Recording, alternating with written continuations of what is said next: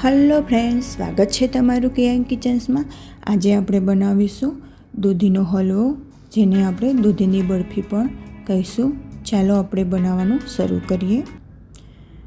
અહીંયા મેં 700 ગ્રામ જેવી દૂધી લીધી છે। એને આપણે આ રીતે સાલું તળી લઈશું।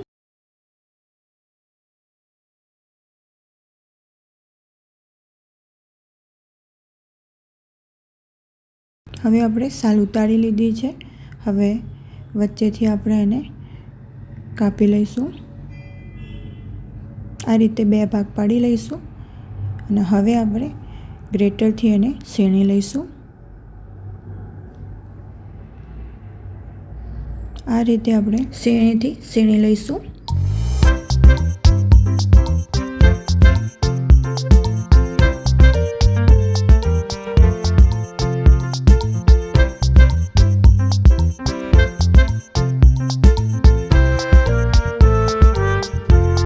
આપણી દૂધી છીણાઈ ગઈ છે। હવે આપણે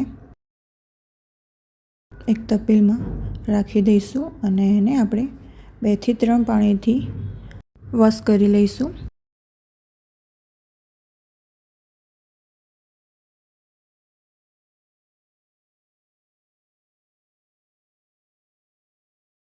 પછી આપણે આ રીતે પાણી નીતાળીને પ્લેટમાં કાઢી લઈશું। હવે અહીંયા 350 ગ્રામ મેં ખાંડ લીધી છે અને 700 ગ્રામ મોળો માવો અને 700 ગ્રામ દૂધીનું શેણ લીધું છે। હવે મેં અહીંયા ગેસ ઉપર એક કઢાઈ રાખી છે। એમાં આપણે જે દૂધીની શેણ છે એ આપણે એડ કરીશું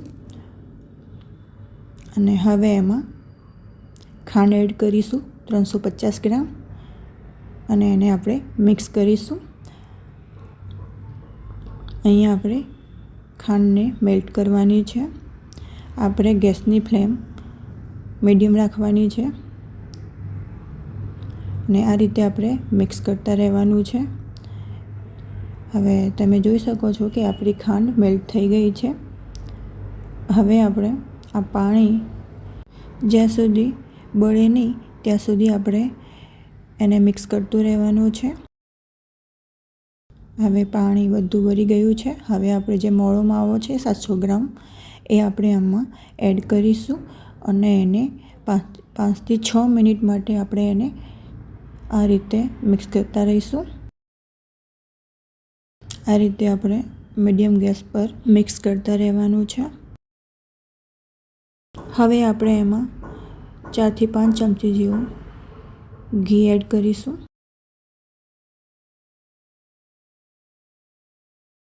અને એને મિક્સ કરી લઈશું। આ રીતે આપણે એને મિક્સ કરવાનું છે। હવે આપણે એમાં અડધી ચમચી ઇલાયચી પાવડર એડ કરીશું અને જે લિક્વિડ ફૂડ કલર આવે છે ગ્રીન કલરનો એ આપણે થોડું આ રીતે એડ કરીશું અને આ રીતે આપણે એને મિક્સ કરી લઈશું। 5 થી 6 મિનિટ માટે આપણે આને મિક્સ કરતા રહીશું। પછી આપણે ગેસની ફ્લેમ બંધ કરી દઈશું।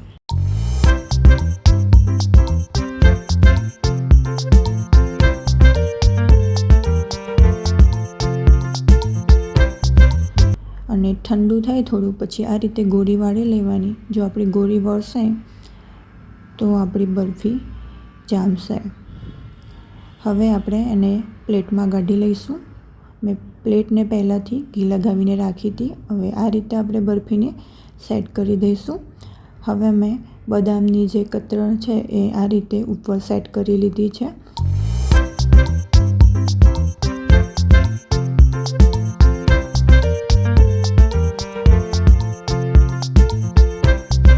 હવે ઉપર હાથેથી આ રીતે હલકા હાથે આ રીતે આપણે સેટ કરી લઈશું।